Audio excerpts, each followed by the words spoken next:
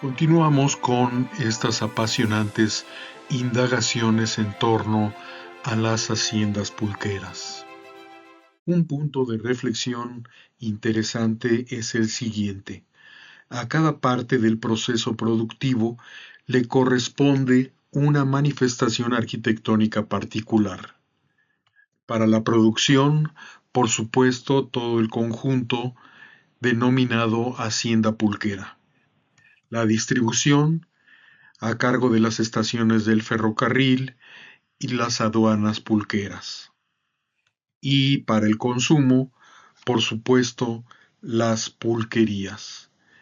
Estas indagaciones están contenidas en mi libro Las haciendas pulqueras de México, ya citado anteriormente. Enseguida describiré cada uno de los géneros de edificios anteriormente mencionados, con el objeto de analizar sus características más recurrentes. Para las haciendas, claro que la primera impresión del viajero es contemplar grandes bardas flanqueadas con torreones. Las viviendas de los trabajadores suelen alinearse en la parte exterior de dichas murallas como buscando protección. En las haciendas pulqueras se conservan indicios materiales del siglo XVI, como los casos de San Diego Tlalayote, San Juan Istilmaco o San Pedro Tochatlaco. Este conjunto de tres haciendas poseen capillas de factura tequitqui o arte indocristiano de características propias del primer siglo del virreinato.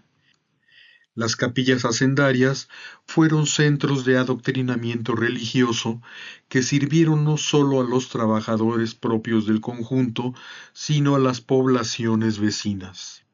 Las capillas de las haciendas son generalmente de una sola nave, cubierta plana de viguería y terrado, en pocas ocasiones de bóveda de cañón, y una pequeña sacristía anexa.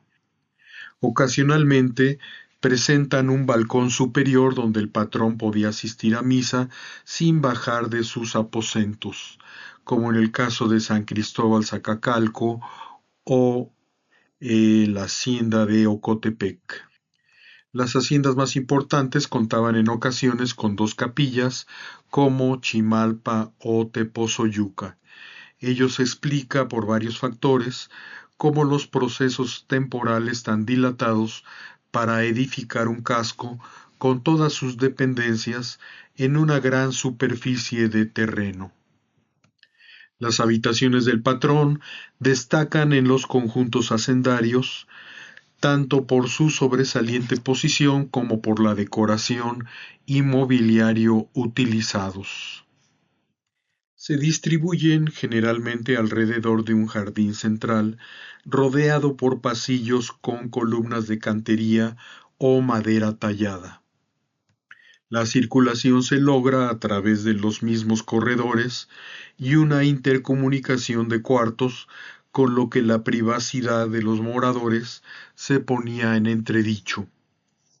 La presencia de biombos o paneles movibles daban una respuesta parcial a tal problema.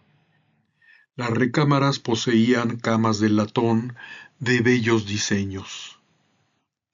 En ciertos casos se disponían de salas de armas, como en los castillos medievales. Tal es el caso de la Hacienda de Arcos, como puede verse en la fotografía publicada en Jorge Olvera, Ciudad Sagún y sus alrededores, un número de la revista Artes de México. Las cocinas eran una delicia para la vista y el paladar, por supuesto, incluyendo las llamadas cocinas de humo, donde la leña era el combustible fundamental.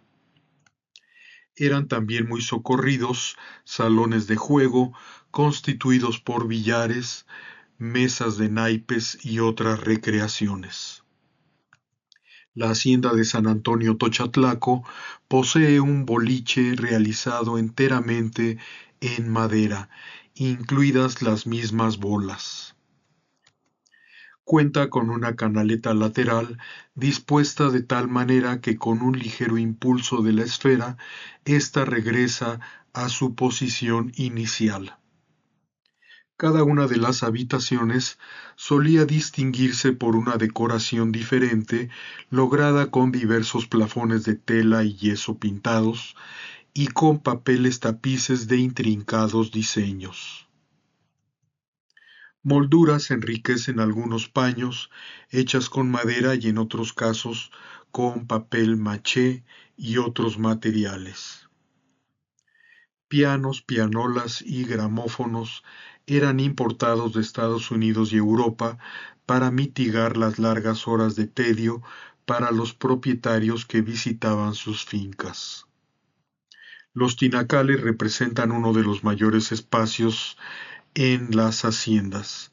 Como ya se indicó, ahí se realiza la fermentación de la bebida utilizando originalmente cueros de res montados en bastidores de madera. También fueron empleadas tinas del mismo material. Posteriormente se fabricaron tinas de fibra de vidrio para el mismo propósito, aunque a decir de los conocedores, cambió sustancialmente la calidad de la bebida. Las tinas se apoyaban en polines de madera hincados al piso. La planta arquitectónica de los tinacales era generalmente rectangular, con una entrada central y ventilas superiores. En pocos casos la planta es poligonal, como en San Lorenzo o Sotoluca. Los ejemplos mayores solían poseer una columnata interna siguiendo el eje longitudinal para lograr una mayor anchura y por tanto mayor capacidad en la producción de la bebida. El profesor Guerrero explicaba perfectamente la morfología de los tinacales. Cito: son piezas grandes, de paredes altas, semioscuras, con pequeñas ventanas en la parte superior para la iluminación y ventilación, debiendo asimismo guardar determinada temperatura. El lugar debía ser limpiado varias veces al día para asegurar la buena calidad del producto. Por tanto, poseía un piso de recinto con canaletas para el desagüe.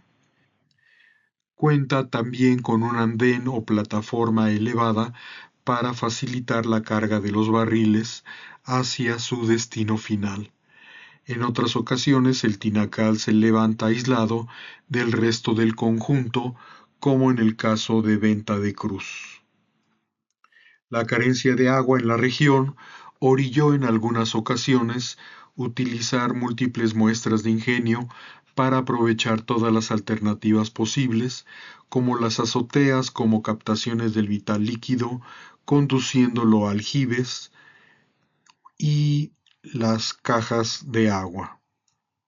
La importancia del vital líquido implicó su protección y conservación a ultranza, con lo que se procuró en algunos ejemplos resguardar los depósitos dentro del perímetro mismo de la hacienda y a veces protegido por altas murallas. Los aljibes solían contener bebederos para los animales. En otras ocasiones existían baños para caballos, como en Casagrande o Santiago Tetlapayac. Las calpanerías o viviendas de los trabajadores son pequeños módulos habitacionales, generalmente de un solo cuarto, con una pequeña cocina anexa. Para un mejor control de los trabajadores, se distribuían las salas de habitaciones en líneas convergentes para conseguir una visión panóptica. La zona de apoyo productivo era necesaria tanto para criar animales de ayuda en el campo como para resguardar productos e implementos agrícolas en las llamadas trojes, cuya constitución era similar a la de los tinacales. Para las estaciones de ferrocarril, recomiendo la lectura de mi artículo Las estaciones ferroviarias del altiplano hidalguense. La ubicación de las estaciones respondió a intereses mercantiles de los hacendados. Adoptaron numerosas formas de acuerdo a las características climáticas de cada región. Así, se emplearon largos aleros en las cubiertas para proteger a los usuarios de las inclemencias del tiempo, algunos solamente volados, otros soportados por columnas de fierro colado con capiteles y herrerías Art Nouveau. Es interesante que el arquitecto Antonio Rivas Mercado, uno de los profesionales de la construcción más relevantes en la época porfirista, quien se hizo cargo de la construcción de varias haciendas pulqueras, también le haya sido encomendada la obra de la terminal de la aduana del ferrocarril en Tlatelolco. Así concluimos con esta entrega de la serie Haciendas Pulqueras. Muchas gracias por su atención.